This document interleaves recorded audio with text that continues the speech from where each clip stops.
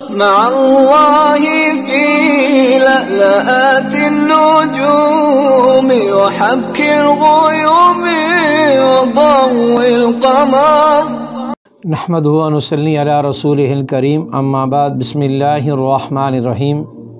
معزز خواتین و حضرات، السلام علیکم ورحمۃ اللہ وبرکاتہ۔ میں آپ کی خدمت میں حاضر ہوں پروگرام سنہری باتوں کے ساتھ۔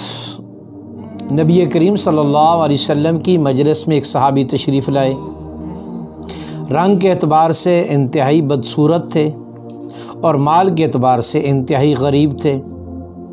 عرض کی کہ یا رسول اللہ، اگر میں راہ خدا میں لڑتے ہوئے شہید ہو جاؤں تو کیا مجھے میرے اللہ جنت نصیب فرمائیں گے؟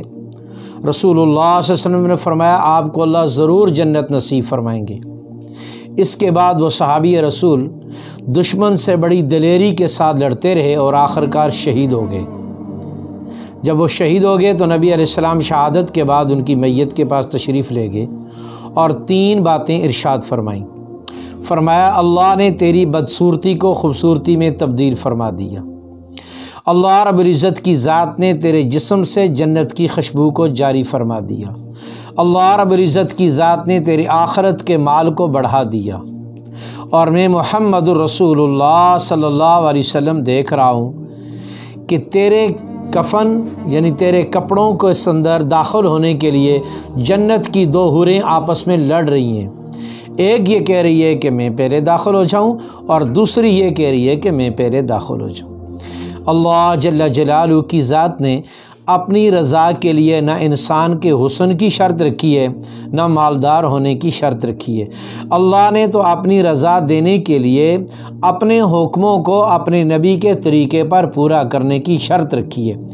جس آدمی نے بھی، جس رنگ والے نے، جس نسل والے نے اور جس زمانے والے انسان نے اللہ رب العزت کی ذات کے حکموں کو پیارے نبی حضرت محمد رسول اللہ کے طریقوں پر پورا کیا، اللہ جل جلالہ کی ذات نے ہر نسل والے کو، ہر رنگ والے کو، ہر زمانے والے کو اللہ نے کامیاب فرمایا۔ اللہ رب العزت کی ذات ہمیں بھی صحابہ کے طرز پر